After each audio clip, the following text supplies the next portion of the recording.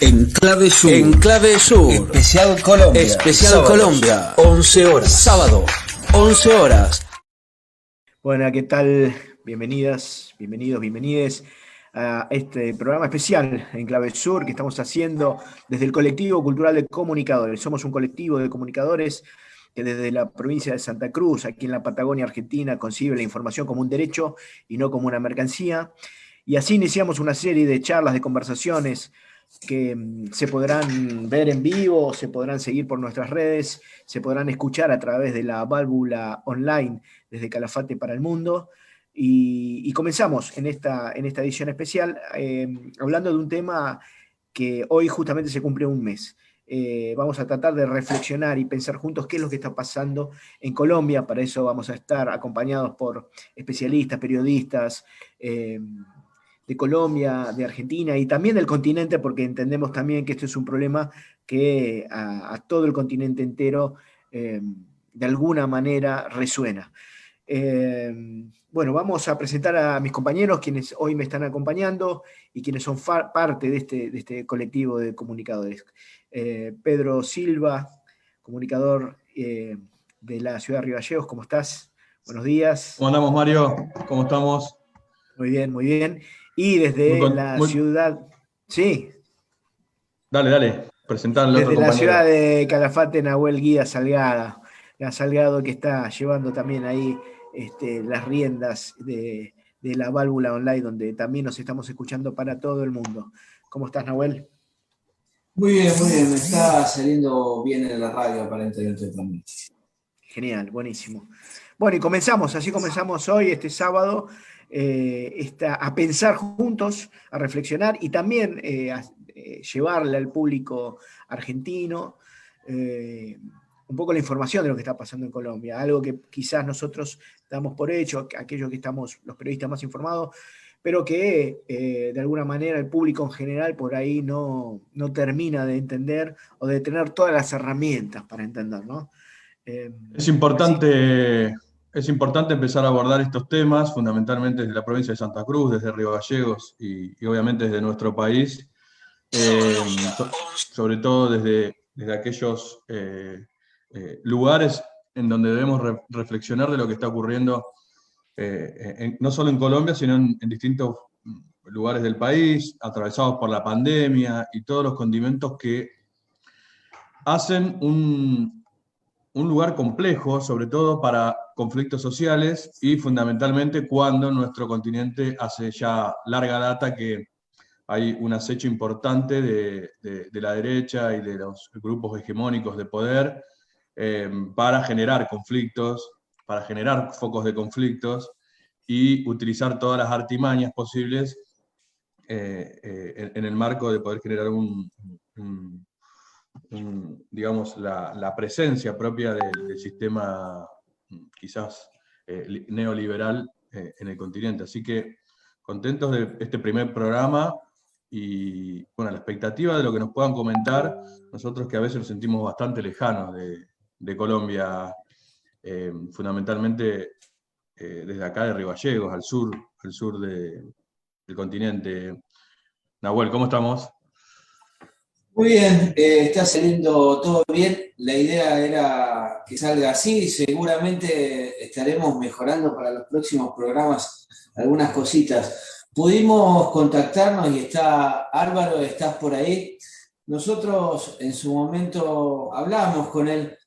Nos gustó traerlo nuevamente y preguntarle que nos haga él, quizás. Él es docente además y con su docencia, que nos explique cómo se llegó hasta acá. Estamos a un mes de lo que podríamos llamar lo que quiso ser un impuestazo en Colombia.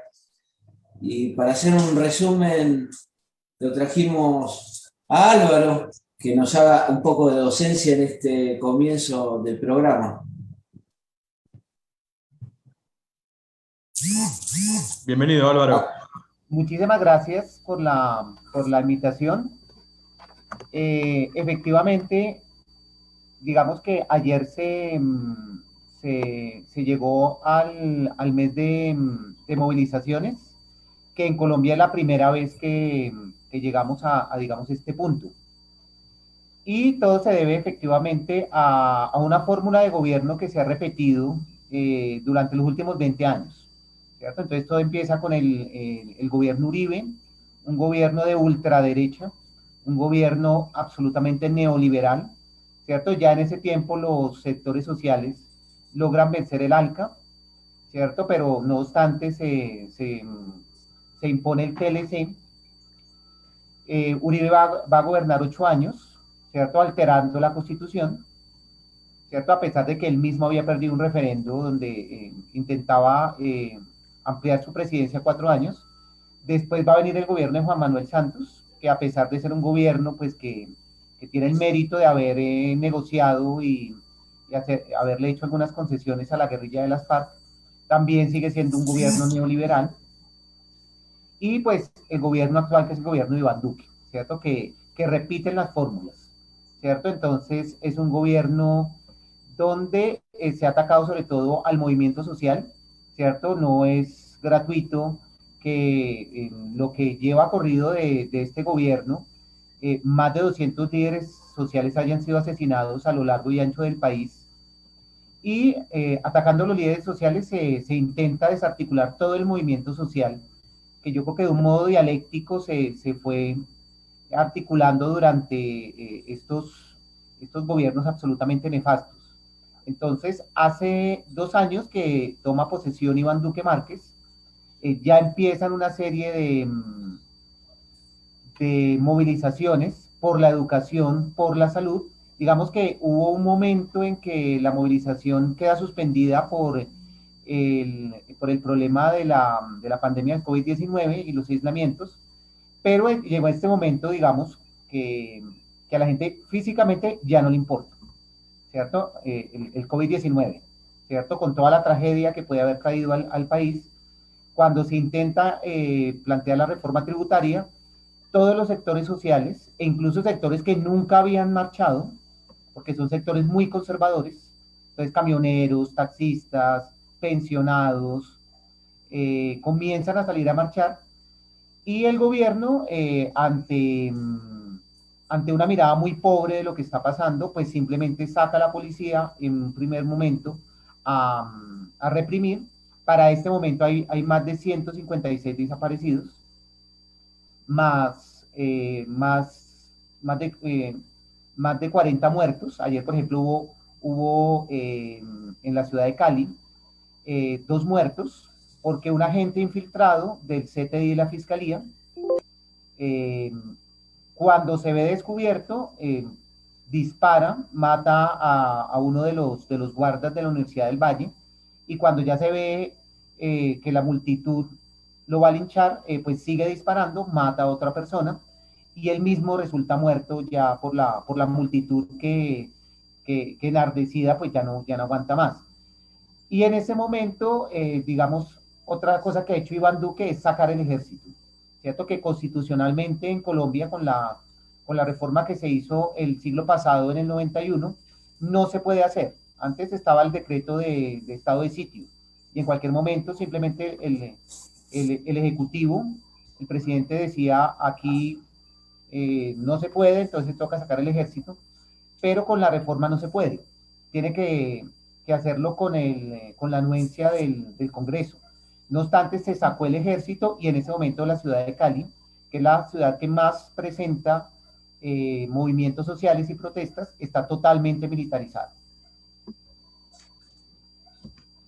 Álvaro, una consulta. La medida principal que afectó a, digamos, más allá de que hace tiempo que los movimientos populares vienen protestando contra estas políticas, fue el impuesto o la reforma tributaria que quería aplicar Duque, con un impacto importante sobre los sectores más pobres, los sectores más populares. Eso fue lo que desató, digamos, las movilizaciones. Te lo pregunto porque acá, en Argentina, también pasó algo similar, pero en todo caso la reforma afectó a los sectores más ricos del país, y fueron esos sectores los que se opusieron fundamentalmente a esa reforma, mientras todo el resto de las clases medias y las clases bajas obviamente estaban a favor. Sí, efectivamente, como te decía, en los últimos 2 años hubo movilizaciones, pero de alguna manera eran movilizaciones fragmentadas, ¿no? Entonces, por un lado estaban los estudiantes, por otro lado estaban los indígenas, la minga indígena que aquí es supremamente fuerte, pero digamos que la gota que rebasó el vaso y además la que hizo que sectores muy diferentes comenzaran a marchar fue efectivamente la reforma tributaria. Entonces el paquete tributario afectaba muchísimo a las clases populares, a los más pobres del país, que con la pandemia se han visto mucho más afectados. Entonces, por ejemplo, se gravaba la canasta familiar, ¿cierto? Los huevos, la leche, la carne. Mucha gente aquí con la pérdida del empleo, pues comenzó a utilizar su vehículo, sobre todo las motos, para trabajar, ¿no? En mensajería, con esas aplicaciones de... Bueno, eso pasó en todo el mundo, ¿no? Acá igual se acentuaron mucho el tema del delivery. Claro, y acá incluso uno conoce mucha gente cercana, profesionales, arquitectos, abogados, que les tocó pues coger su motico y comenzar a trabajar con ella, porque no había, físicamente no hay más. Y una de las cosas que hacía la reforma tributaria, primero era ponerle otros impuestos al rodamiento de las motos, era ponerle impuesto a las piezas mecánicas para poder arreglar las motos, y otra era un impuesto a la gasolina, ¿cierto? Que iba a aumentar más allá del 19%, porque se decía que era el 19% del IVA, pero afectaba obviamente mucho más todos los productos derivados del petróleo. Entonces, aceites, gasolina, y entonces ese paquete comienza a afectar, digamos, a las clases más pobres, pero también comienza a tocar a la clase media, que aquí es sumamente pequeña. Siempre dicen a uno que está emergiendo, ¿no? Que la emergente clase media, pero pues es muy pequeña, pero vio afectada, digamos, gran parte de sus intereses. Por eso te decía ahorita que gran parte de una cosa que nos sorprende a muchos es que hay gente que nunca había salido a protestar, ¿cierto? Amas de casa, taxistas. Los taxistas acá son sumamente, yo no sé si allá sea igual, son de derecha, así como son los que le hacen la campaña y le pegan los cartelitos en los taxis, y salieron a protestar, que es una cosa muy, muy, muy extraña, ¿no?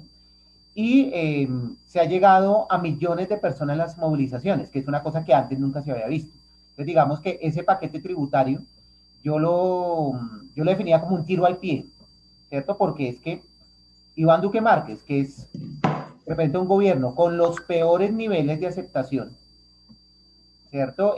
No alcanza el 30% de aceptación, y hace una reforma tributaria en medio de una pandemia, es una cosa que muestra también la desconexión del partido de gobierno con todo el país. En ese sentido, digo, yo estaba leyendo algunos datos, fundamentalmente de los últimos días, que es cuando se ha agravado la situación, respecto de algunas de las campañas que está habiendo en todo el mundo. Hoy se cumple un mes de lo que es el paro, digamos, el paro general, que fue, digamos, definido en asambleas.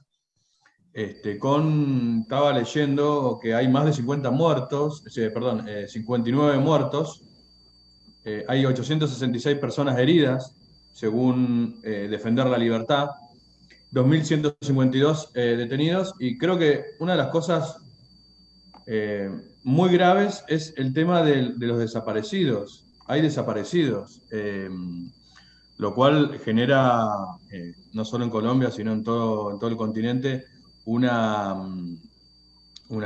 repregunta sobre en qué lugar de la historia estamos viviendo, digamos. Sí, exactamente. Una de las cosas más graves, pues digamos, toda la situación en Colombia de 20 años para acá es gravísima: la aparición de grupos paramilitares, la utilización de agentes del Estado para asesinar líderes sociales, o los falsos positivos, que por ejemplo era secuestrar bajo engaño chicos que iban a buscar un empleo para hacerlos pasar como bajas de guerra, ¿cierto? Que en este momento ya la Fiscalía admite que son más de 6.000. En estas movilizaciones, sobre todo la primera semana, se comienza a desaparecer gente, ¿cierto? Que en este momento infortunadísimamente comienzan a aparecer, pero no comienzan a aparecer, digamos, de que estaban presos en alguna comisaría o estaban en alguna parte, sino que aparecen flotando muertos en los ríos, sobre todo en el río Cauca. Entonces comienzan a aparecer los muertos, aparecen torturados, ¿cierto? En el caso de las mujeres, pues como es común en América Latina durante las épocas de represión, entonces el abuso sexual hacia estas mujeres.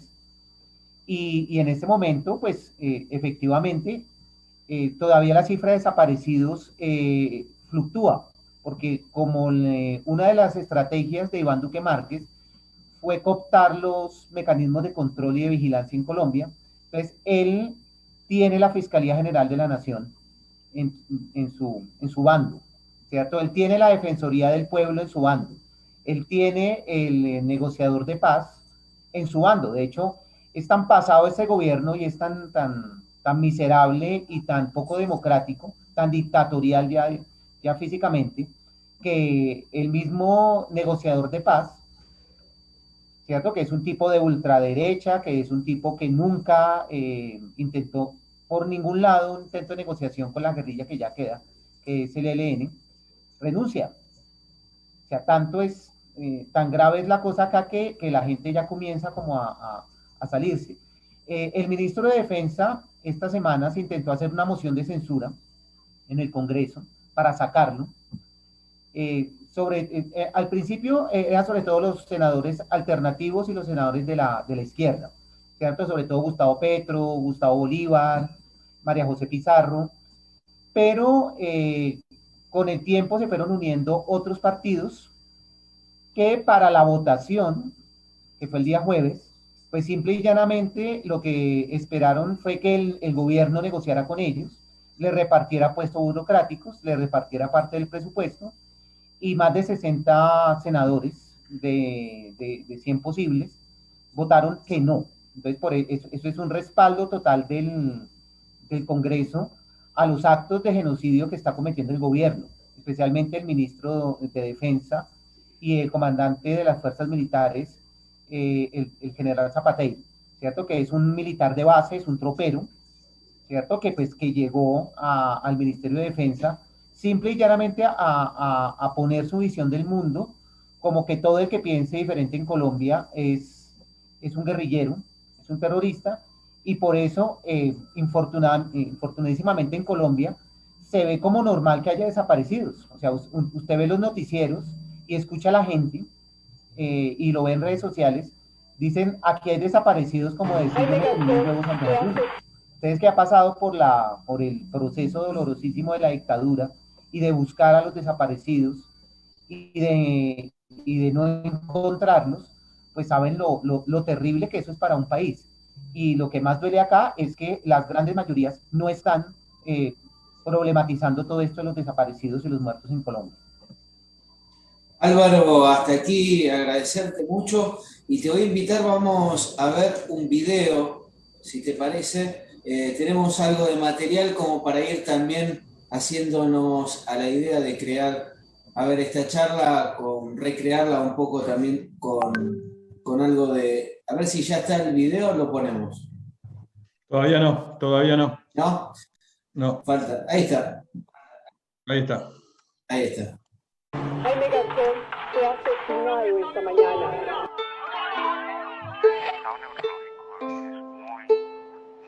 Sí, estoy luchando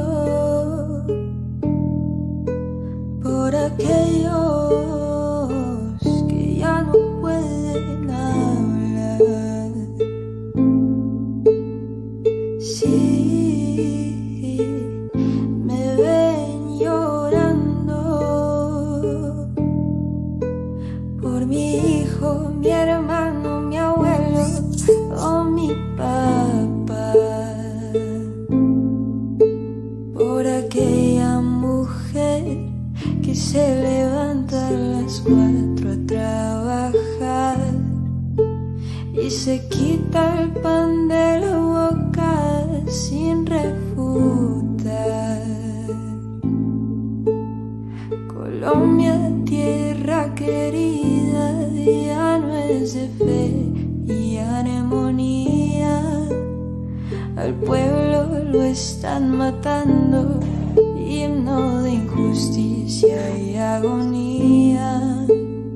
Ahora alzamos las manos y no es con fin de celebrar, es por cubrirnos el rostro de las fuerzas de la autoridad. Por fin que abrimos los ojos, llegamos a casa sin uno de ellos y ya no sabemos si hoy este sea nuestro último beso. Abrázame muy fuerte, amor, que hoy salgo a la calle a protestar. Y mi deber es protegerte, pero no sé si esta noche hoy llego a cenar. Ay, mi llanura, ay, cómo dueles, que la luz no se nos esconda, ni la fuerza que prevalece. Ay, mi llanura, ay, pisa fuerte y volteemos nuestra bandera y terminemos por fin con esta guerra.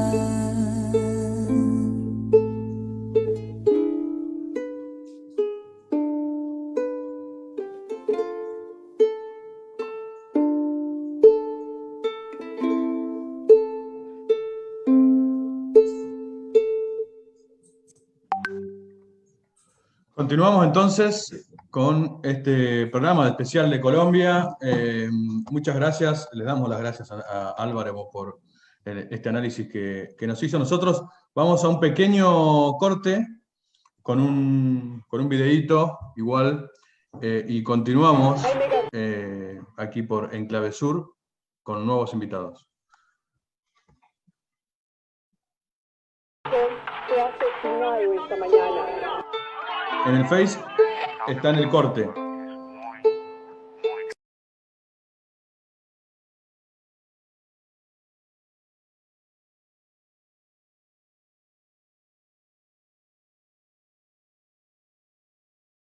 Por supuesto en la radio no salieron, pero intentamos hacer esto de a poquito.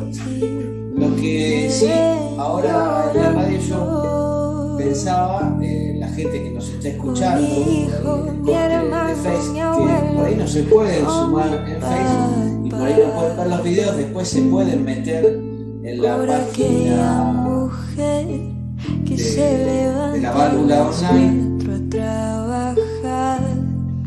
Ahí salimos. Ahí estamos, una pequeña pausa en la radio de la 98.5. Seguimos con este especial Colombia, tierra Colombia. querida, ya no es de fe y armonía. Continuamos, bueno, queríamos presentar a otro compañero, Humberto Correa, quien es un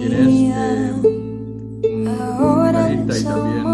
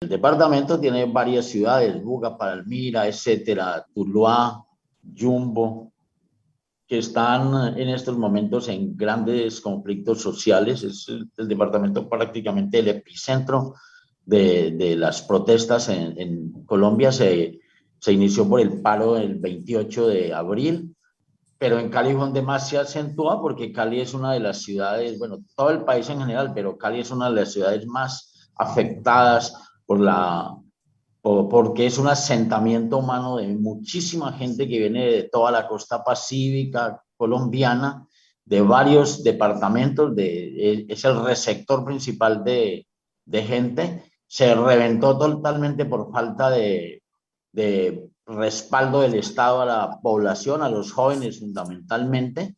Y bueno, es la consecuencia de un gobierno que solo ofreció represión, corrupción, etcétera. Y este es el estallido social que hay hoy en Colombia, que nos deja más de casi 60 muertos, muchísimos abusos sexuales contra jóvenes, mujeres especialmente, por parte de la policía, del ejército, etcétera, etcétera. ¿Cuál es tu situación, Humberto? Sé que sos de la UTRADEC, secretario de Derechos Humanos, CGT. Saber cuál es tu situación personal y por qué viniste para acá. Bien, hace un año, el 1 de mayo de 2020, aparecí en las noticias por intermedio de una revista que se llama Semana en Colombia, que estaba perfilado por el Ejército Nacional. Aparecí con otras personas que tenían que ver con derechos humanos y una especie de listas de la negras. oposición. ¿Cómo? Una especie de lista negra, digamos. Apareciste en una lista negra, exactamente. Entonces me di cuenta que habían unos periodistas del New York Times. Por eso nos dimos cuenta, porque ellos denunciaron eso en Nueva York y el gobierno tuvo que sacar a flote lo que pasaba. Y bueno, me estaban siguiendo para hacer uno de los falsos positivos que llaman en Colombia, que es hacer un montaje judicial o cuando matan a alguien lo visten de guerrillero para hacerlo pasar como un guerrillero muerto en combate.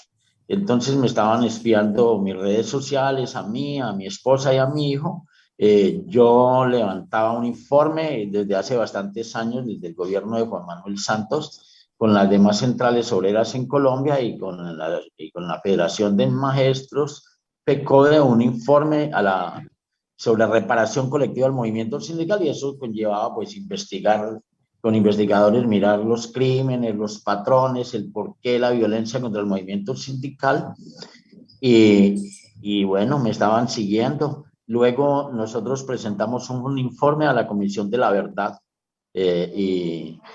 y ese informe pues es devastador para los victimarios, porque estaban claros quiénes eran, nos contaban las víctimas, y también los victimarios habían contado ante la fiscalía cómo habían llegado a cometer tantos asesinatos, y me tenían en esa lista. Tuve que salir del país a México el año pasado, en octubre.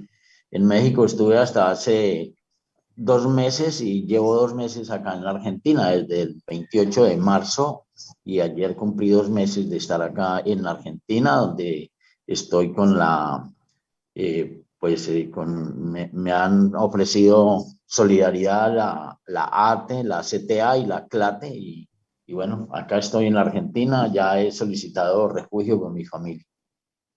Humberto, ¿qué tal? Mi nombre es Mario. Hola, Mario. Por lo que estás contando de hoy, hay como un derrotero muy similar a situaciones que están pasando en América Latina en general, algo similar que pasó en Chile, algo similar pasó en Bolivia cuando estuvo exiliado también en nuestro país el expresidente Evo Morales, pero también hay una línea que unifica a lo que es el movimiento obrero, ¿no? Vos como parte de las agrupaciones sindicales, me gustaría que nos cuentes o que reflexionemos respecto a estos caminos que están tomando los gobiernos en situación de esta crisis tremenda que es la pandemia, ¿no? Donde en Argentina se viene discutiendo este aporte, este impuesto o aporte solidario que se le pide a los ricos que lo hagan, algo que se viene discutiendo en muchos otros países, y sin embargo, países como Colombia, pasó en Chile y Bolivia también, se le pide al pueblo y a los trabajadores ese ajuste que pueda de alguna manera equilibrar los números, las cuentas fiscales en tiempos de pandemia. ¿Cómo es la historia de la organización del movimiento obrero en Colombia? ¿Cómo vienen discutiendo esta situación? Bueno, desde el año 2019 se habían hecho en Colombia unas movilizaciones gigantísimas, por primera vez las más grandes en la historia, indudablemente, de un paro que se había hecho el 21 de noviembre del 2019. Y ese paro siguió casi hasta diciembre. Bueno, en diciembre fue bajando por las cuestiones de las festividades, etcétera, pero se reprogramó para el mes de marzo, 23 de marzo del 2021. Del 2020, para marzo del 2020 se reprogramó ese paro que ya tenía cientos de miles de personas en la calle. Pero en esas viene la pandemia precisamente. Ya el movimiento le había presentado desde esa época, desde el 2019, un pliego de peticiones al gobierno, no solo del movimiento sindical, era un pliego de la sociedad civil, porque al pliego que habían convocado las centrales en el Comando Nacional Unitario, que es de las centrales obreras, se conformaron muchas otras organizaciones sociales, barriales, de todo tipo, y se unieron al comando al comando de paro, y se formó este Comando Nacional de Paro, y bueno, presentaron un pliego petitorio al gobierno, no solo en lo sindical, sino en lo social. Ese pliego, el gobierno nunca se sentó, y por eso se convocó para el 23 de marzo del 2020.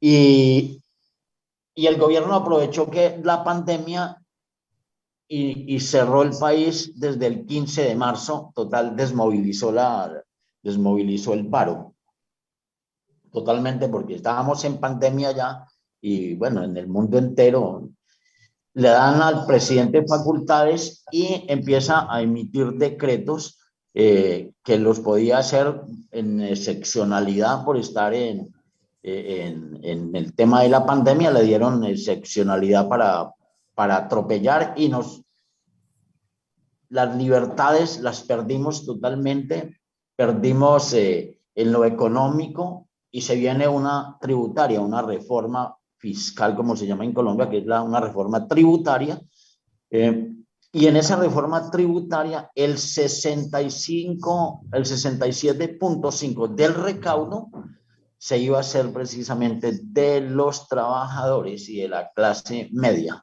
O sea que en esa reforma no iba incluido los ricos ni los industriales colombianos. Era una reforma para que la pagara el pueblo, y se grababa absolutamente todo. Partiendo de que en Colombia hay 21 millones de personas en la pobreza absoluta, que comen de pronto una vez al día, y presentar ya esa reforma tributaria era una locura. Y eso fue uno de los detonantes, sumado a todo lo que le estoy diciendo, que desde hace muchos años la gente llega de todas partes a las grandes ciudades, ingresan a los cinturones de miseria de las grandes ciudades porque no tienen ninguna oportunidad, solo represión, y la corrupción que hay en Colombia, sin ninguna opción en la vida. Comen más ahora que están en las barricadas con las ollas comunitarias que mientras están en su casa. Entonces, esto es toda una calamidad. La gente no tuvo más que hacer sino lanzarse a las calles.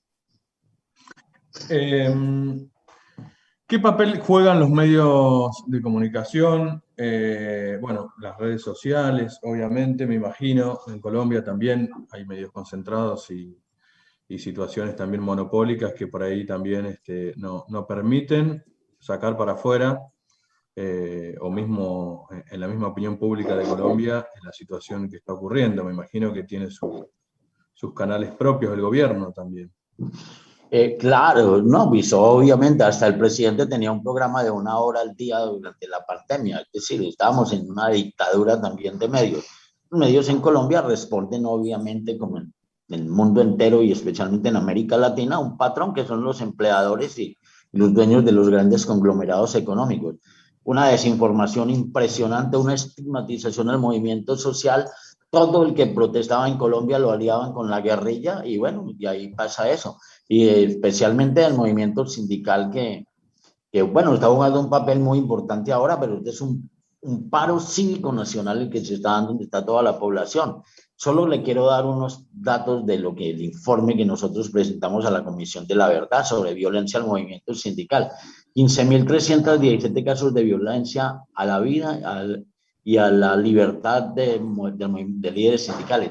3.277 homicidios. Esto es del informe que nosotros hicimos, que abarca desde el 73 hasta el 2020. 7.451 amenazas, 428 atentados, 253 desapariciones forzadas. Hablamos solo de líderes sindicales. Nos tenían menguado el movimiento sindical con esta violencia.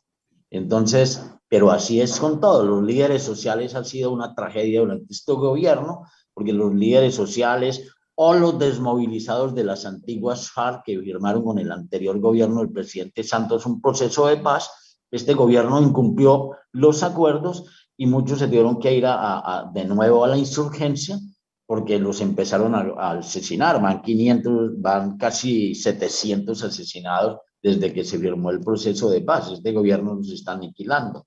Y bueno, todo lo que va pasando, lo que pasó anoche en Cali cuando el presidente se llegó a Cali, a la base militar de Cali, hizo un consejo de gobierno, inmediatamente militarizó y la represión fue impresionante. No tenemos los datos de anoche, nosotros estábamos en enlace con algunos sitios donde sentíamos las balaceras que había, pero no hay en este momento todavía un consolidado de lo que ocurrió anoche. En Colombia es horrible cuando empieza la noche, empiezan a matar a los muchachos que están en las barricadas, en la primera línea que se llama A, que son los jóvenes, más jóvenes que están de primeros ahí, los están asesinando paramilitares que salen de los batallones militares y delante de los militares están los civiles disparando y no les hacen nada, recargan su arma y no pasa nada. Se ve por los medios de televisión.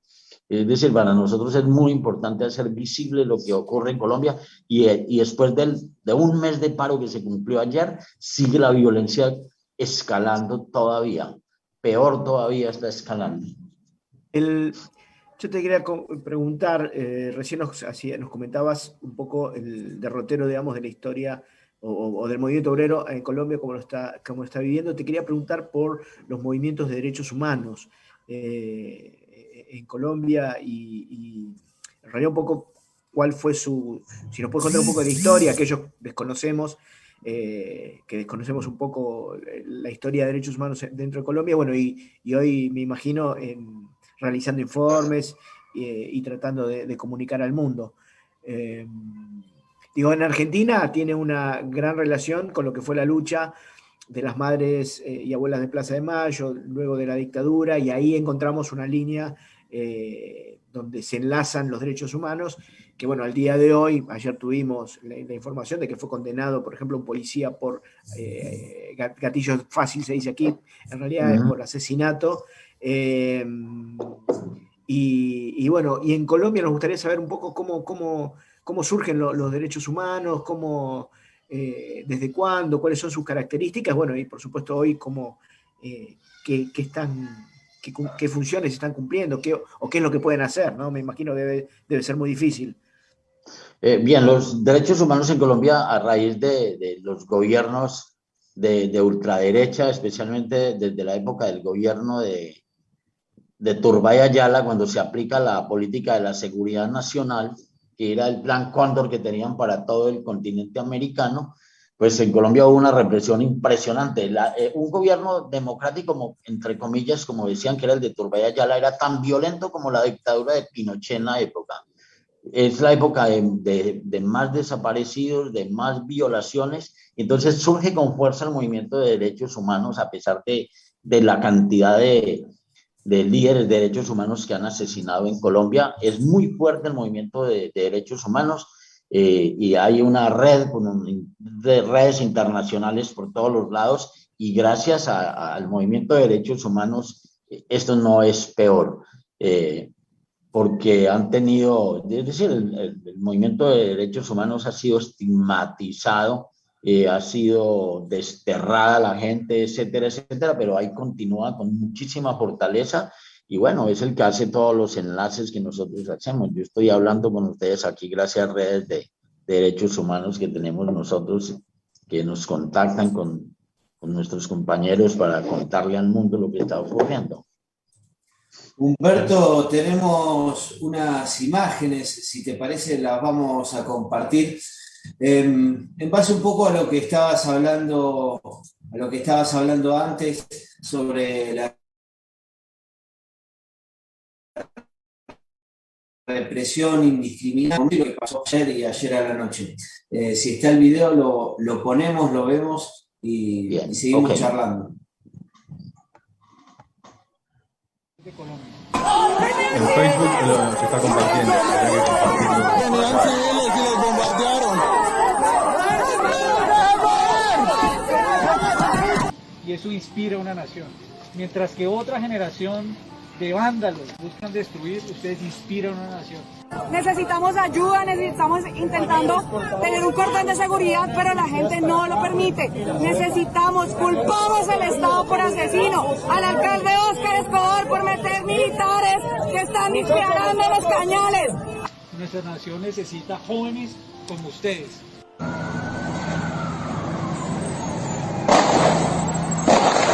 ¡Ay, marica, hijo de puta! ¿Qué es esto? ¡Mierda! No dije nada. Espera. ¡Ay, hijo de puta! Que quieran esta patria, que la amen con pasión, con dedicación y compromiso. ¡Ay, cómo le pegan!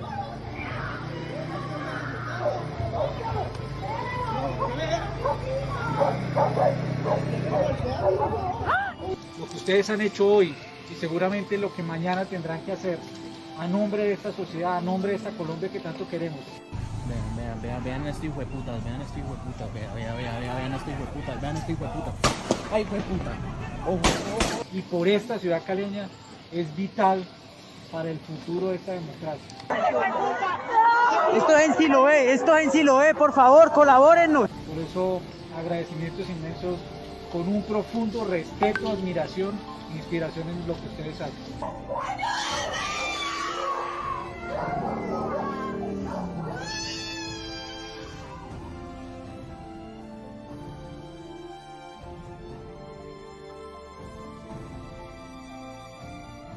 Realmente estamos devastados, muy tristes y más que todo muy indignados con todo esto que está sucediendo. El gobierno, en vez de escuchar y conciliar, saca a la policía y mata a los jovencitos. Esto no nos lo estamos inventando nosotros, esto se puede ver en vivo y en directo como pasó anoche.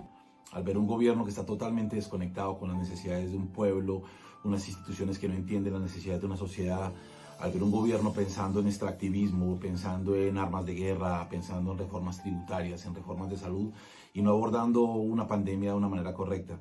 Entonces siento que la gente está en todo su derecho y usando su derecho legítimo y constitucional de salir a la calle a protestar, a contarle a ese mismo gobierno que no está de acuerdo con lo que está pasando. La gente carga un descontento y una rabia de hace muchos años porque esto ni siquiera es nuevo. Siente una desconexión total de su gobierno o de sus gobiernos o sus gobernantes con sus necesidades, con el acceso a oportunidades dignas de trabajo, de salud, de educación. Esto es algo acumulado de muchos años, repito, entonces creo que ha llegado en un punto donde estalló.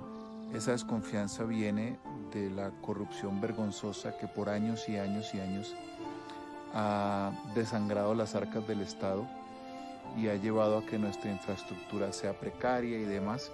Segundo, un desprecio alarmante y vergonzante de la vida de los humanos, de los ciudadanos por parte de la institucionalidad representada en la poca acción al asesinato sistemático de líderes sociales y ambientales. Nosotros estamos en alerta roja desde siempre. Este río de sangre corre en este territorio desde la colonia, desde la llegada de los invasores a este territorio. No ha parado de correr la sangre, de vivirse la guerra aquí. Lo que estamos viviendo no es una excepción a la historia de este país, es lo que se ha hecho repetidamente contra la población de parte de la gente que gobierna. Que aquí realmente no se está peleando por nada nuevo, es simplemente el reflejo de un pueblo cansado, un pueblo manchado y agotado al que nunca han tomado en serio. Yo creo que la manera de salir de esto es seguir insistiendo con nuestras herramientas y desde nuestras maneras, seguir siendo persistentes para que todos en un instante nos concentremos en un mismo objetivo, y es, en este caso, pues visibilizar como la terrible gestión de quienes gobiernan. Luchando por los derechos aquí de los trabajadores y en general de las comunidades. Tú planteabas una cosa muy importante y es el papel de la policía, pero también el papel de la empresa privada en esta represión. Sí, Entonces, aquí se le está haciendo un escrache así súper fuerte a una cadena de almacenes que prestó sus almacenes para que los policías que normalmente salen de civil a las marchas a disparar, se cambiaran allá adentro y bueno, y todo el cuento, pero también para que llevaran muchachos muy jóvenes detenidos, donde fueron llevados, donde fueron golpeados y donde fueron torturados. Y eso no solamente pasa con esta cadena de almacenes. Estamos encontrando que hay muchos industriales que están por redes sociales asusando. Entonces, por ejemplo, el gerente de una de las compañías más grandes aquí de cines decía que lo que había que hacer era salir y darles bala a todos. Y el gobierno tiene, además de cooptadas las comunicaciones con los dos principales noticieros, y la revista Semana, pues que una absoluta grosería. También un grupo de personas en redes sociales que hacen réplica de su mensaje, ¿no? Entonces, quisiera que Humberto, digamos, nos amplíe un poquito más este papel de la empresa privada y cómo durante los últimos 50 años prácticamente en Colombia ha sido lo que han patrocinado de una u otra forma la violencia estatal y paraestatal, ¿no? Sí, Álvaro, bien, en el informe a la Comisión de la Verdad precisamente eso hay, parte de eso es por el que yo ando en el exilio precisamente, porque en el Valle del Cauca, por ejemplo, para hablarle del Valle del Cauca, que nosotros hicimos el informe web de todas partes, pero te voy a contar, yo soy del Valle del Cauca. Yo trabajé toda mi vida en la industria de licores del Valle. Luego fui a Bogotá porque como sindicalista pues me fui a Bogotá a la central, a la Federación Nacional, y nosotros los patrones que encontramos es el sector azucarero violentísimamente untado de todas estas cuestiones. Ahí tenemos las narraciones, por ejemplo, que van a salir ahora en pocos meses, por la Comisión de la Verdad emite los informes que el movimiento sindical presentó, y ahí está la narración de la violencia tan impresionante.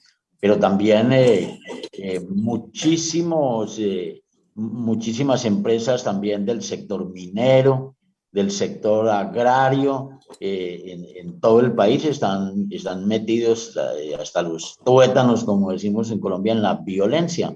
Ellos pagaban sicarios. Es decir, yo no sé si Álvaro recuerda que había el subdirector del departamento administrativo DAS, que era un horror, era la policía secreta del Estado que lo manejaba el presidente de la República directamente. El subdirector está condenado a muerte, digo yo, está condenado a 36 años de cárcel por paramilitarismo y por haber asesinado, haber dado instrucciones para que asesinaran a varios compañeros del movimiento sindical también, pero como políticos, como a Jaime Garzón, que era un humorista muy importante y muy querido en Colombia. Y él tenía una conferencia que se titulaba ¿Por qué hay que matar comunistas? Y para él comunista era todo el que se opusiera al gobierno, fundar un sindicato, etc. En Colombia el rótulo de comunismo se lo ponen a todo el que haga oposición, así la persona no sepa qué es comunismo, sino que está haciendo respetar sus derechos. Así es el término tan violento como es en Colombia. Y claro, 50 años la iglesia diciéndole a los fieles también que había un comunismo que iba a acabar con lo privado, que le iba a entregar todo a Cuba, Rusia, etcétera, etcétera. Luego, ahora más reciente, el castrochavismo, pues también hicieron su parte fundamental ahí con la gente, porque lo que nosotros adolecemos más, pero está despertando la gente, es de un analfabetismo político impresionante. El gobierno de Duque, ¿va a creer usted que tiene muchísimos pobres que lo siguen, o fundamentalmente al que es presidente en Colombia, que es Uribe Vélez? Y eso es parte del analfabetismo político que hay en Colombia, que hay sectores populares que todavía lo respaldan. Y bueno, y de varios sectores sociales. Humberto, aquí en la Argentina está resurgiendo también a partir de los medios hegemónicos y esa ambigüedad que hay con los partidos de derecha, está surgiendo también esa nueva intención de dejar todo blanco-negro, comunismo o democracia, y la democracia es la derecha. Pero tenemos una nueva invitada que se suma. Así es, Mario, así es. Quería recordarles, estamos en esta emisión especial de Enclave Sur, un programa que está producido y realizado por el Colectivo Cultural de Comunicadores, una organización de periodistas y comunicadores y comunicadoras de Santa Cruz, la Patagonia, Argentina, pero para el mundo. Estamos saliendo en vivo en las redes de la red de comunicadores, en Enclave Sur, y también en la Válvula Online, tanto en su página web como en la 98.5 FM en la localidad de Calafate. Recién hablábamos con Humberto Correa, vamos a seguir hablando con Humberto Correa, que es referente de Derechos Humanos de la Unión de Trabajadores del Estado y los Servicios Públicos, UTRADEC. Y ahora vamos a presentar a Paola Gallo. Ella es abogada, es copresidenta del MOPASOL y presidenta del Encuentro de Fraternidad Argentino-Cubana. Ella reside en Argentina, dialogamos hace algunos días en Radio Nacional y hoy queremos seguir charlando con ella. Al cumplirse un mes justamente del paro nacional en Colombia, tuvimos la visión de lo que está pasando desde allá, desde ese país, y bueno, queremos saber Paola, cómo estás y cómo están las campañas de concientización aquí en Argentina, sabiendo que vos, bueno, estás muy involucrada en el tema. Hola queridos, queridas, a la audiencia, un cariño. Primero, bueno, agradecer enormemente esta voz que nos están dando, esta voz que es para mi pueblo, para nuestro pueblo. Veo que tengo compatriotas acá, los abrazo. Han sido días sumamente difíciles. Lo habíamos hablado ya en tu programa de radio, Mario, y es sumamente doloroso que a los pueblos les cueste tanto la dignidad. La represión de anoche fue absolutamente brutal. Se han encarnizado con Cali. El presidente Duque ha emitido un decreto, el 575, del 28 de mayo, en el que ha ordenado un despliegue de todas las fuerzas policiales, pero militares también. Estamos hablando de miles de hombres en la calle reprimiendo, llevando adelante esto que venimos denunciando desde el día 1, que es el terrorismo de Estado que lleva adelante el Estado colombiano. Un Estado que ha violado absolutamente toda la normativa internacional respecto a derechos humanos. Un Estado que no ha garantizado en absoluto el derecho a la protesta. Pero afortunadamente en mi pueblo está siendo rodeado por la solidaridad internacional. Aquí en Argentina ha sido realmente estremecedor las demostraciones de solidaridad que mi pueblo ha recibido, cómo se han organizado absolutamente todos los sectores, los movimientos sociales, las centrales, los partidos, los artistas, las artistas. A mí me ha transformado enormemente, ¿no? Yo estoy habitada tanto por la emoción, ¿no? Que hoy a la mañana muy temprano, cuando leí el decreto de Duque, que implica muchas muertes. Anoche en Cali denuncian que hay 8 muertes en un comunicado que saca la primera línea. Hay 8 asesinatos. Yo pensaba en un poema, porque a veces uno necesita del arte y de la poesía para poder transitar la emoción, ¿no? De ver cómo están masacrando al pueblo de uno, al que uno pertenece, ¿no? Y pensaba en un poema de González Tuñón, que se llama La luna con gatillo, y que empieza así. Les voy a leer el primer párrafo y les invito a que lo lean, lo pueden googlear y lo van a encontrar. Dice: es preciso que nos entendamos. Yo hablo de algo seguro y de algo posible. Seguro es que todos coman y vivan dignamente, y es posible saber algún día muchas cosas que hoy ignoramos. Entonces es necesario que esto cambie. Nosotros estamos hablando de cosas posibles y seguras. Mi pueblo está luchando en la calle por su dignidad. Aunque los medios de comunicación colombianos hayan firmado un pacto de impunidad, el tiempo, el pueblo en la calle, que espero que no le cueste demasiado, ya le ha costado demasiado, pero que no le siga costando demasiado, la verdad triunfará. Yo estoy segura. Porque la verdad está siendo comunicada en otros lugares del mundo y la están gritando desde Colombia, solo hay que escucharla. Paola, ¿cómo te va? Te saluda Pedro Silva, de acá de Río Gallegos también. Pedro, un abrazo. Saludarte. Bueno, ¿cómo pensás que sigue esto? Porque hay una encrucijada, está la pandemia de por medio, ¿no? Que en algún punto también nos confina a cualquier tipo de manifestación.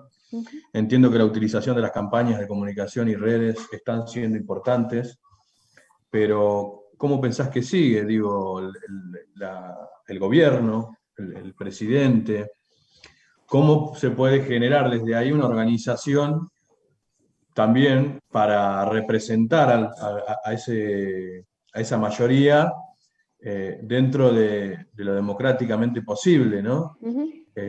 Digo, que vaya hacia una organización real, porque también estamos hablando de eso, digamos, de que no quede en una simple manifestación, sino que haya una transformación real. Bueno, aquí estamos hablando de la necesidad de avanzar en la organización, que es la única herramienta que tiene un pueblo pobre, organizarse, ¿no?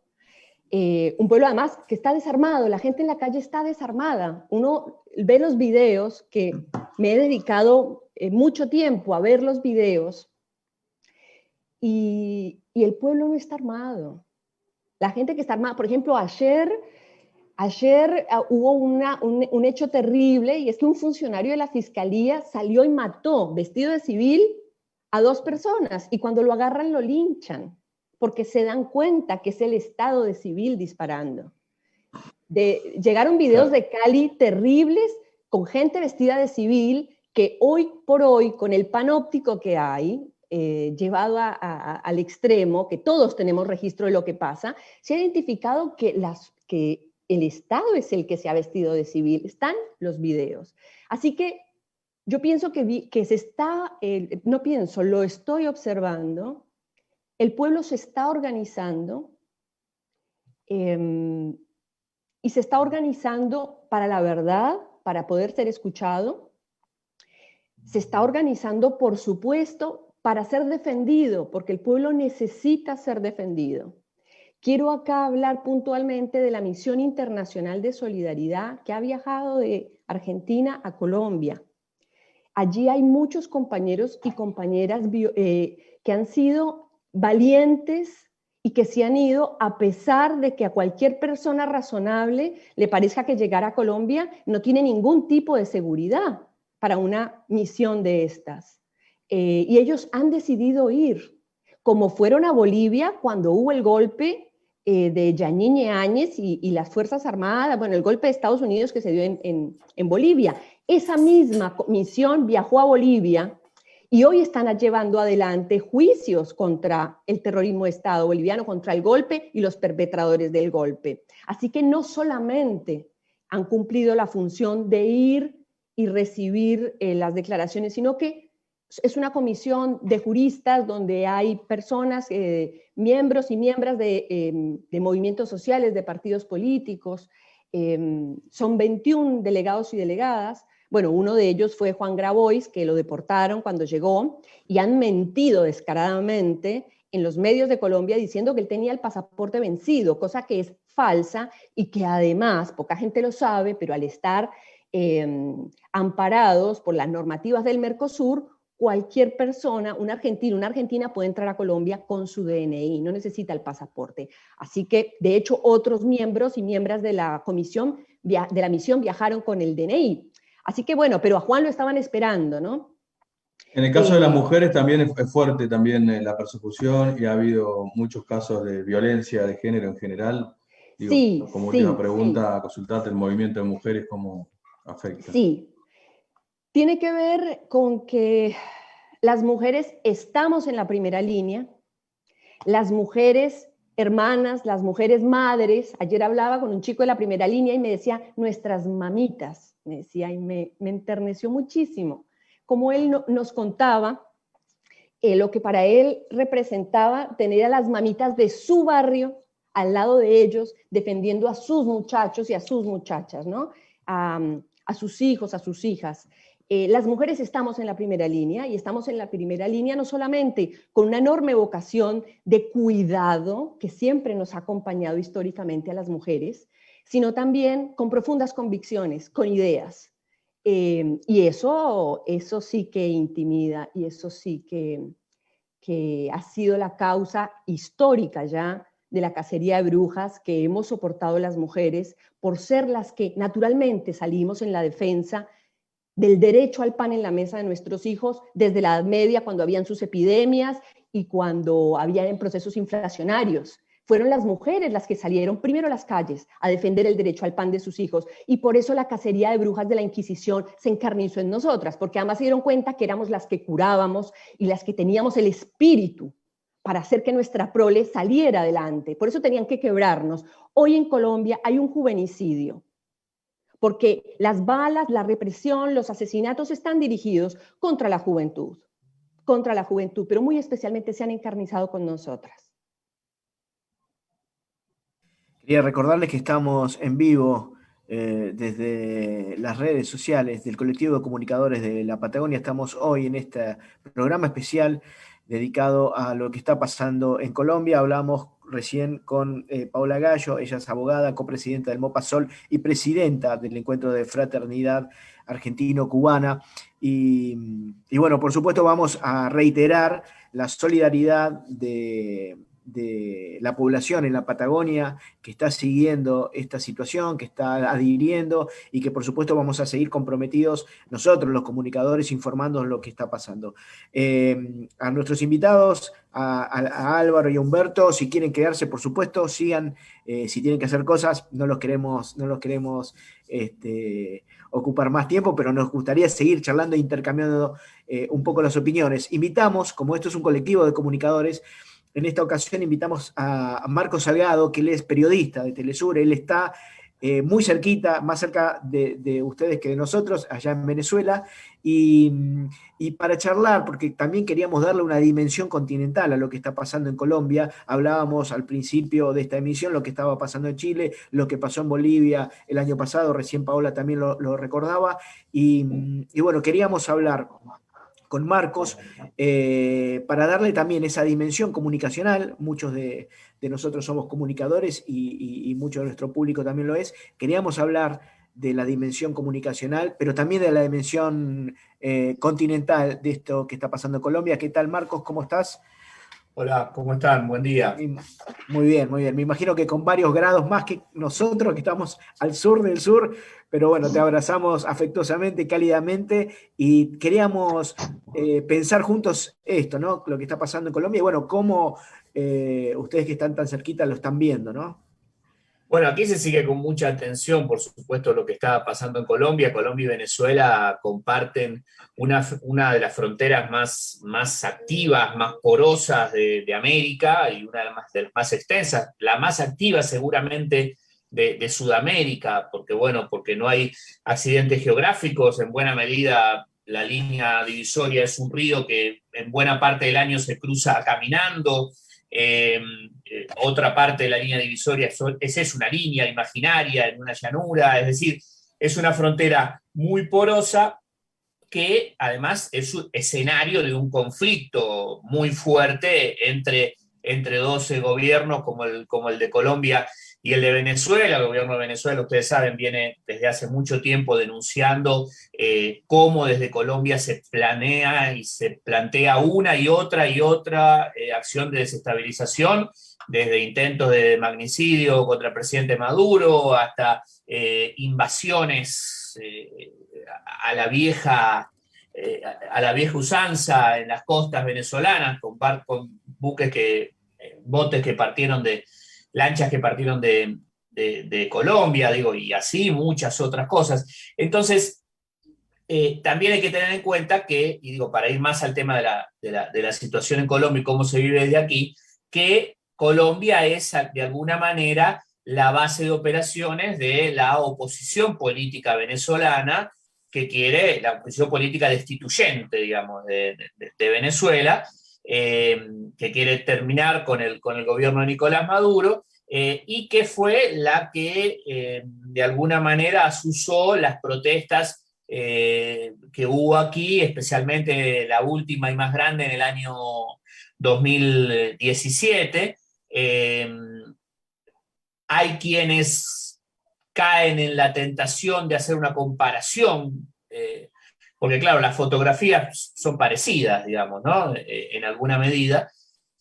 Yo creo que no, que son protestas que tienen algunos puntos en común, pero que son distintas en muchos otros, y son más los puntos que las diferencian, pero ha hecho esto que esta oposición política de que les hablo de Venezuela no diga una palabra de lo que sucede en Colombia, no intentan de alguna manera vincular lo que sucedió aquí hasta el 2017 con lo que sucede en Colombia ahora. No lo hacen por un fuerte compromiso político con el gobierno de Iván Duque, y en todo caso lo que sí hacen es alentar algo que era lógico que pasara, que es la idea de que las protestas sociales en Colombia están asusadas desde Venezuela, ¿no? Eso ya se dijo en Chile hace un año y medio. Uno dice, bueno, alguna vez se dijo si Maduro, de Argentina también. Claro, también de Argentina. O sea, si Maduro tuviera esa capacidad, señores, entonces, ¿de qué estamos hablando? Que serían las cosas distintas seguramente. Eso era algo que se veía venir, acusar a Maduro, por supuesto sin pruebas, sin ningún elemento. Lo hicieron en Chile diciendo que las protestas estaban armadas y planificadas por venezolanos que habían llegado allá, y lo están haciendo ahora de nuevo. Aquí a eso no se le presta mucha atención realmente, porque bueno, ya es como un disco rayado, ¿no? Y una cosa muy repetida, esa acusación. Lo que sí se sigue claro con preocupación es lo que está sucediendo concretamente en Colombia, lo que decía la compañera, esa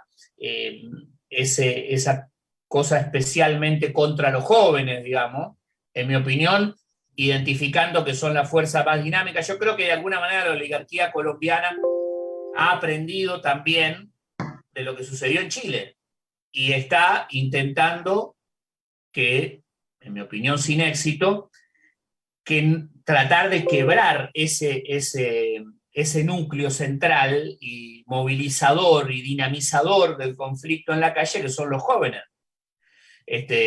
Claro, lo hacen haciendo lo que la oligarquía colombiana sabe hacer desde hace mucho tiempo, que es perseguir, asesinar, desaparecer, etcétera, etcétera, ¿no? Pero especialmente a la juventud, por eso, porque es el núcleo que dinamiza la protesta, y que además no está representado, y ese es el elemento que que podemos agregar, digamos, para tratar de ir agregando elementos para pensar qué está pasando, me parece que no están representados estos jóvenes en el debate que se va generando a nivel institucional, me refiero, ¿no? En Colombia. No los veo, no están, digamos, en el representados políticamente, me parece, ¿no? Y me parece que por ningún sector, esto ya es una opinión que se puede discutir, pero también pensándolo de cara a cómo sigue esto, porque en definitiva la protesta social en la calle, de alguna manera, se tiene que canalizar hacia alguna parte.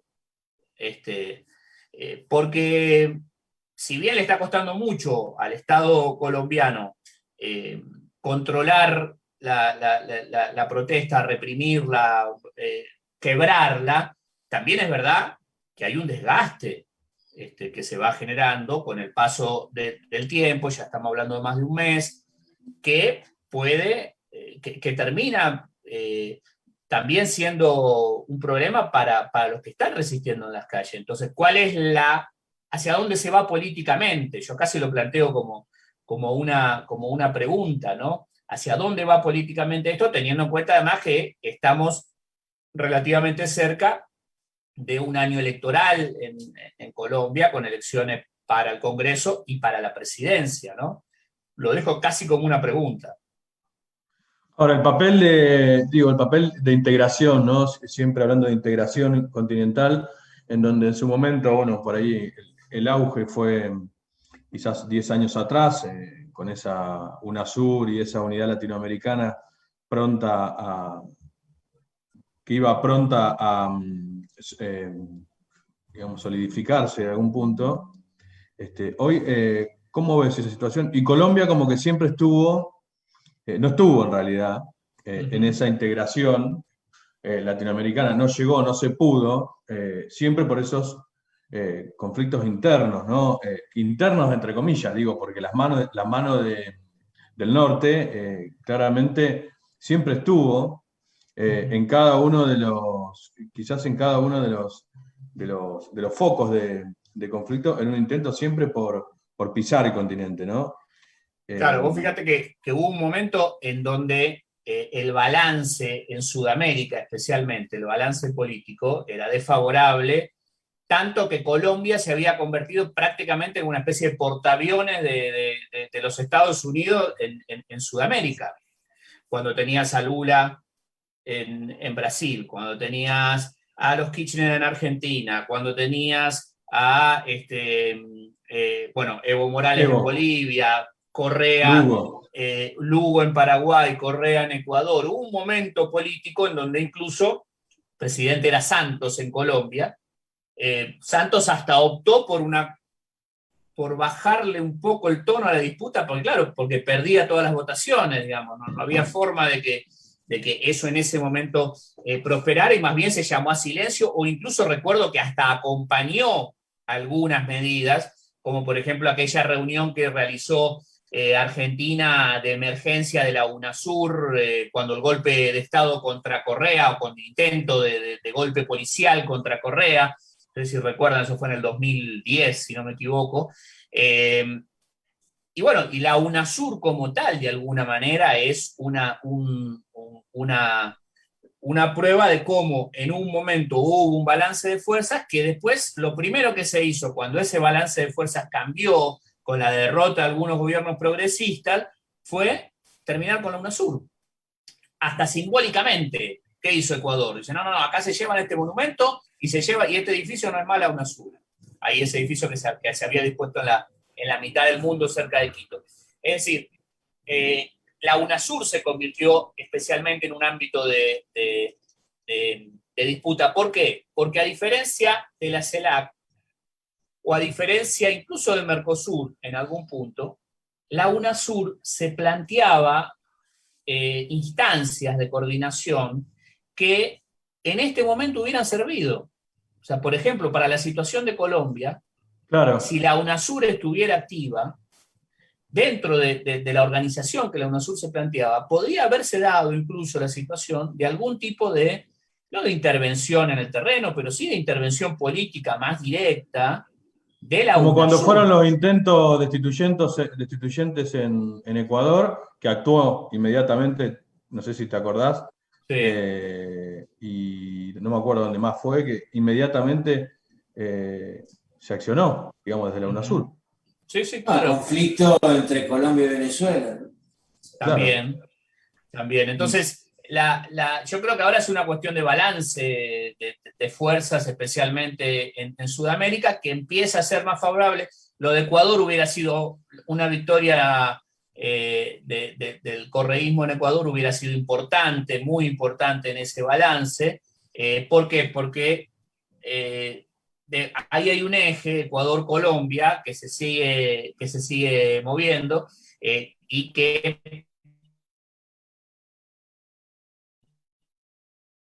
si se hubiera roto...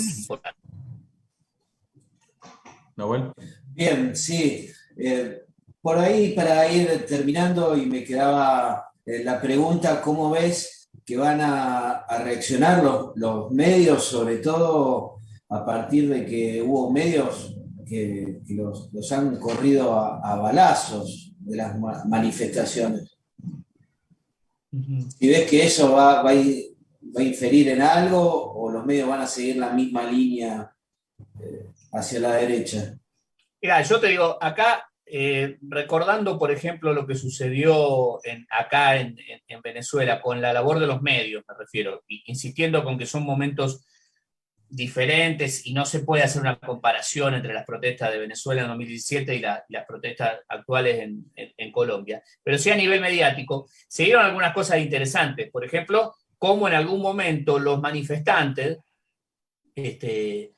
atacaron a algunos medios de comunicación y a periodistas de agencias internacionales que en definitiva los estaban apoyando porque les visibilizaban la protesta y la acción.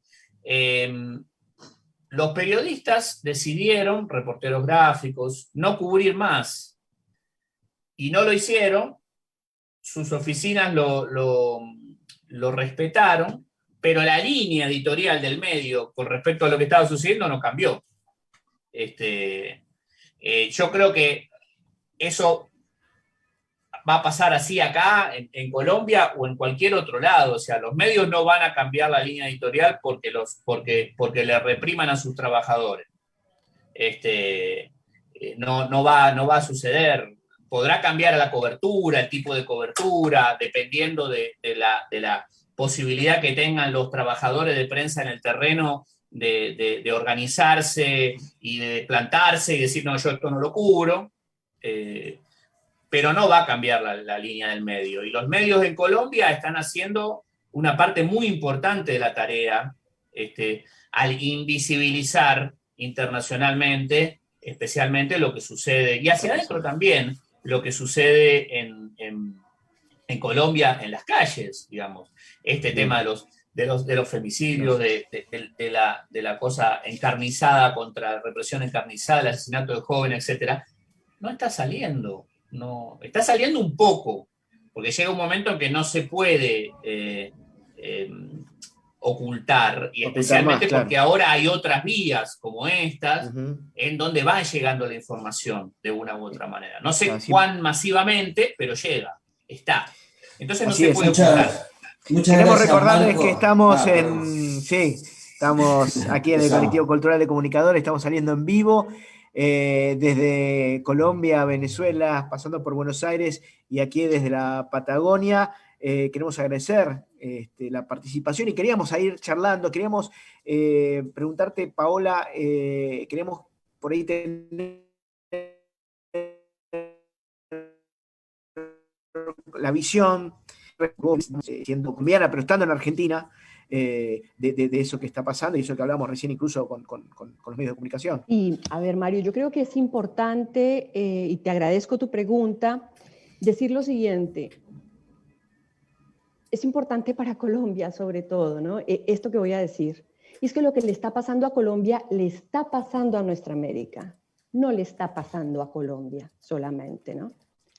Y esto tiene un pequeño reconto de la historia reciente de nuestra América, hablo del siglo XXI, me quiero acotar a ese espacio de tiempo tan reciente, son 20 años, que explican por qué Colombia le pasa lo que le pasa hoy, por qué a Chile le pasa, por qué a Brasil, por qué a Ecuador. Hay una explicación histórica. La quiero hacer corta, pero fundamentalmente quiero mencionar fechas para que las personas que nos están escuchando van a poder a hilvanar su propio conocimiento de la historia con esta hilvanación que voy a hacer de momentos históricos nuestros del siglo XXI. Un año antes de estar a este nuevo siglo, llega Chávez a Venezuela con un proyecto bolivariano. También llega el Plan Colombia a Colombia. Esas dos tensiones, esos dos proyectos, que eran proyectos para nuestra América, determinaron lo que le viene sucediendo, esa dinámica, ¿sí?, de esos antagonismos, viene determinando lo que le viene sucediendo a nuestra América, a nuestro continente. Se tensa en su máxima expresión cuando ese Plan Colombia llega al 2005, al ALCA, al proyecto continental del ALCA, y nosotros, junto a Chávez, junto a Néstor, junto a Evo, a Correa, a Fidel, le decimos en Mar del Plata, no al ALCA, ALCA al carajo. Ese es otro momento del sedimento de la historia de nuestra América, es ese momento, ¿no? Y ahí Estados Unidos entiende que su patio trasero, como nos ven desde la doctrina Monroe, estaba en peligro. Y nos declaran la guerra. ¿A quién le declaran la guerra?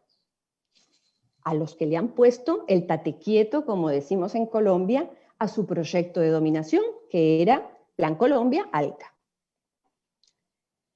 ¿En qué consistió esa declaración de guerra? Lo primero que hacen es activar la cuarta flota del Comando Sur y la mandan a navegar nuestras aguas. En el 2008, quien cuenta de manera extraordinaria toda esta forma en la que se declaró la guerra al continente es Territorios Vigilados de Thelma Luzani. Gran trabajo. Ningún nuestro americano debería dejar de leerlo. Pero ese mismo 2008, en que Estados Unidos inicia la guerra que le declara al continente, nosotros, los que le dijimos no al ALCA, creamos la UNASUR. Y una vez más, dos proyectos antagónicos. UNASUR es nuestra herramienta de paz contra esa guerra que Estados Unidos le declaró al continente. ¿Qué pasó? ¿Qué pasó? Los países que no pudieron incorporarse, los pueblos que no pudieron incorporarse a esta herramienta de paz de forma activa, como fueron Chile y Colombia, por ejemplo, aunque a Colombia UNASUR le trajo su proceso de paz, gracias a UNASUR llegó ese momento de paz, ¿no? Que después pasó lo que pasó, pero esa esperanza, ese momento increíble de la historia de Colombia llegó gracias a UNASUR, ¿no? Pero a los países que estaban en la estrategia del Plan Colombia y del ALCA, lo que le quedó a sus pueblos fue la represión, fue el terrorismo de Estado, ¿sí? Entonces, esas dinámicas, esa guerra que Estados Unidos le declaró al continente y que se ve de formas distintas, porque es una guerra de amplio espectro, la que ellos han declarado, y son ellos la que las llaman así, porque es a todo nivel, es cultural, es política, es económica, es judicial. Entonces, en Venezuela, como no pudieron con una guerra de invasión extranjera, no pudieron con el poder, el lawfare, no pudieron desestabilizarlo con absolutamente ninguna de sus estrategias, lo bloquearon, como ya lo vienen haciendo desde Cuba hace 60 años, y le declaran un bloqueo criminal, que es un acto de guerra. Un bloqueo es un acto de guerra típico, desde los anales de la humanidad. Hoy Cuba y Venezuela padecen una crisis inhumana, crisis que tiene su origen en ese bloqueo, ¿no? Y que en pandemia se ha agudizado el sufrimiento de esos pueblos. Esto hay que denunciarlo porque tiene que ver con esa guerra que Estados Unidos le ha declarado al continente. A Ecuador le declaró una guerra. Intentaron golpes contra Correa y después guerra judicial. En Brasil le dieron el golpe a Dilma y a Lula se lo llevaron secuestrado porque Lula no ha estado preso. Ya hoy podemos decir que Lula no estaba preso. No es un estatus jurídico el que Lula tenía. Eso fue una guerra. ¿Sí? No hubo de proceso y de jurídico nada. ¿Sí? En Argentina el Lofer, que tiene a nuestros presos y a nuestras presas políticas. Y en cabeza de todo ese Lofer a Cristina Fernández de Kirchner. En Bolivia dieron un golpe clásico. Una mujer dictadora con los policías y las Fuerzas Armadas al lado. Entonces, es un continente que a pesar de que la CELAC haya declarado en 2014 que era un continente de paz, lo hace en realidad, es un grito desesperado contra esa declaración de guerra que hace Estados Unidos. Entonces, lo que le pasa a Colombia le está pasando al continente. Y lo que le termine pasando a Colombia le va a terminar pasando al continente. Por eso es tan importante la conciencia de ser nuestroamericanos que necesitamos construir en este momento.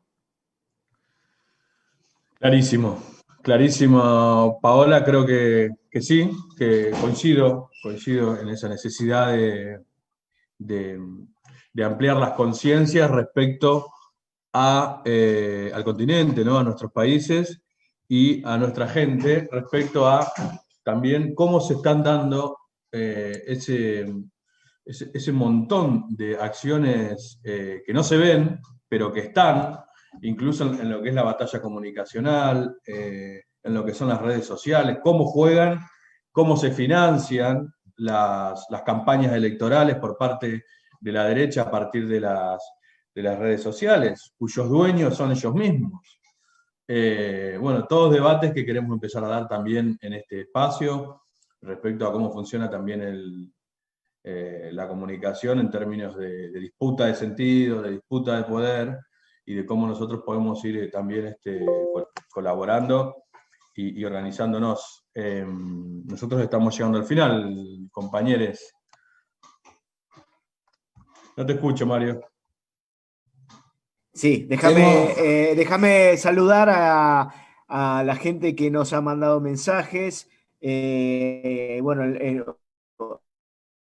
algunos de secretario general de ATE que se hizo presente, Félix, bueno, muchos saludos de la gente que nos sigue y que, bueno, prometemos seguir dando este debate.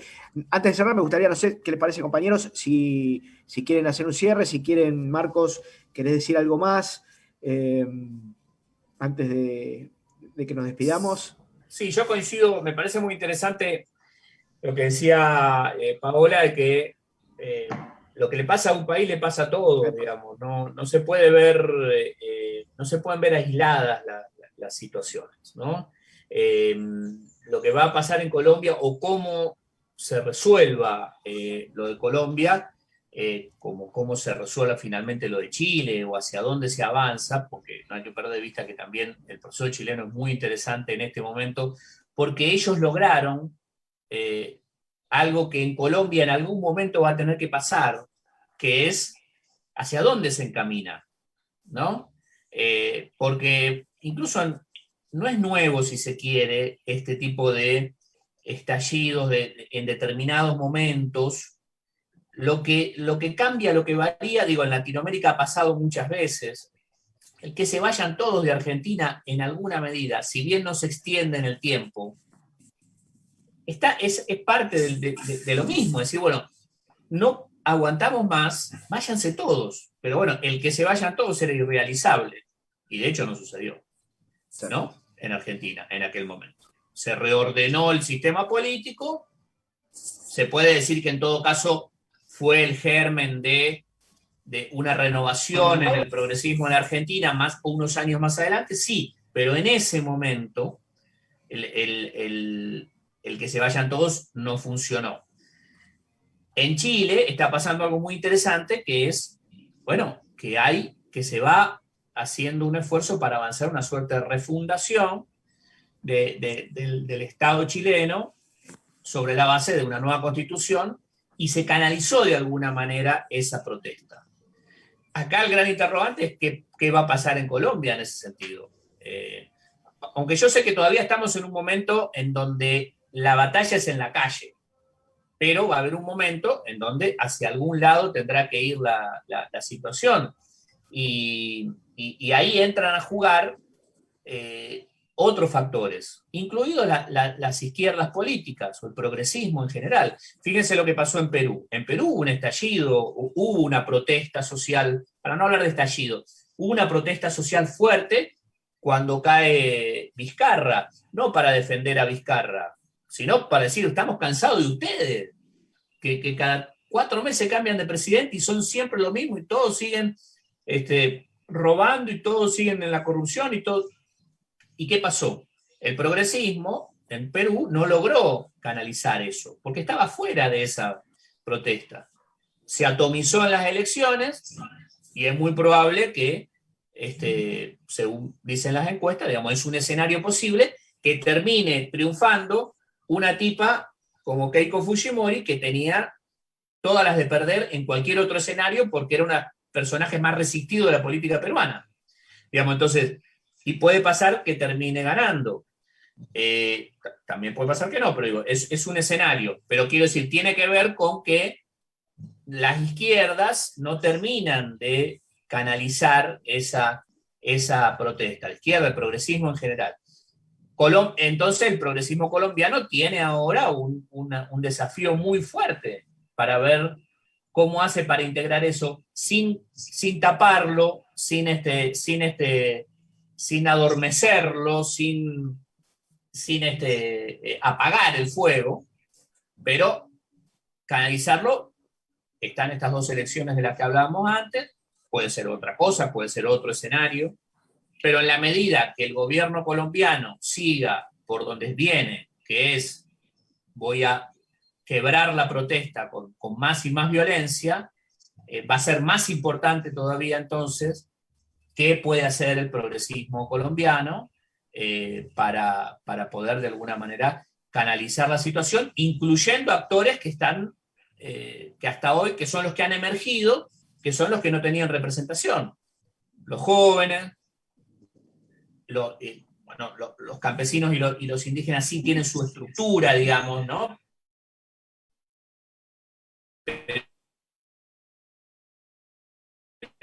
Pero de alguna manera también les falta en Bogotá, digamos, ¿no? En la política. Entonces, me parece que lo interesante a futuro es ver hacia dónde se desarrolla eso, y creo que en Chile, en lo que pasó en Chile, hay un manual, no un manual, pero digamos, hay un proceso para estudiar con atención, ¿no? Así es. Bueno, les agradezco la posibilidad. Bueno, Marcos, la verdad que es un gustazo poder charlar con vos. Paola también, la verdad que vamos a continuar porque esto va a seguir, hay mucho interés por parte de los argentinos, la Patagonia en particular, seguimos apoyando todo esto que se está dando en Colombia, como decíamos recién también en Chile, nosotros tenemos una relación muy cercana con Chile, así que también tenemos una conexión y vamos a seguir el tema también de Chile. Compañeros, nos despedimos. Muchísimas gracias, Mario. No me quería ir sin dejar de agradecer a Álvaro Lozano, a Humberto, a Paola, a Marcos, que estuvieron, a la gente también que nos escuchó en la radio y también a la gente que nos siguió en redes. Será hasta la próxima, entonces. Así es. Un gusto grande y nos estamos comunicando. Adiós, Pedro. Cariños, muchas gracias. Bueno, también agradecerles a todos y todas. Muy buen primer programa, creo que ha salido, ha superado las expectativas. Y a Nahuel también, al otro Nahuel que está en la operación. Y a Nahuel y a Juan y a todos los que también colaboraron en la producción de Enclave Sur y de este primer programa. Así que gracias a todos y bueno, vamos por la unidad latinoamericana. Abrazo grande. Adiós, compañero. Megacom se ha asesinado esta mañana.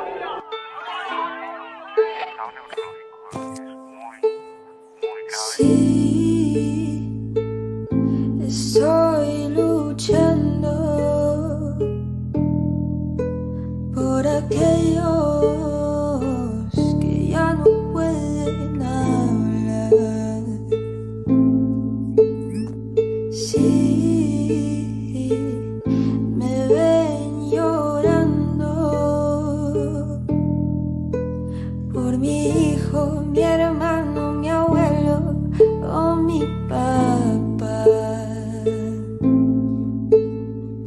aquella mujer que se levanta a las 4 a trabajar y se quita el pan de la boca sin refutar.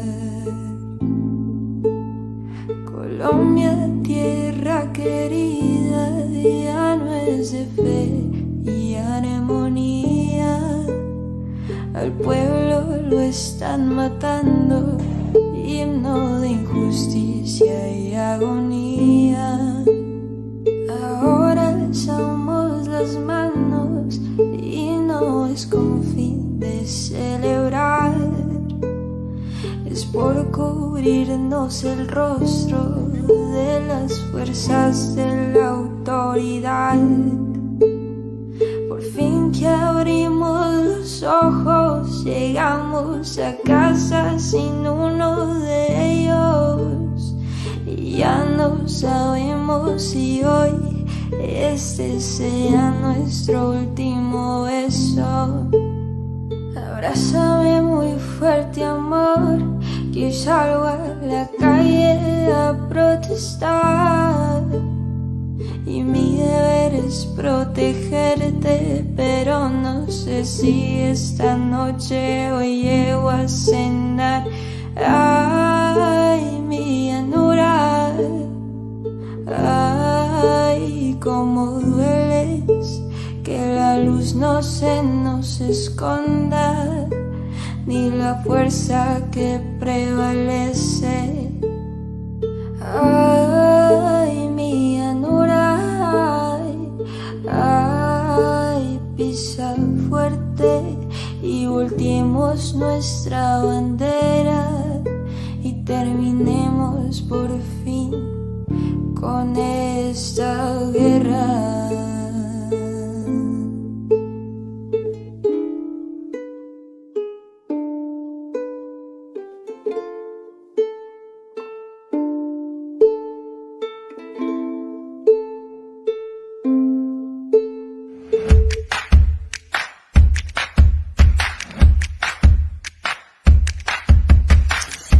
En Clave Sur. En Clave Sur. Especial Colombia. Especial Sábados, Colombia. 11 horas. Sábado,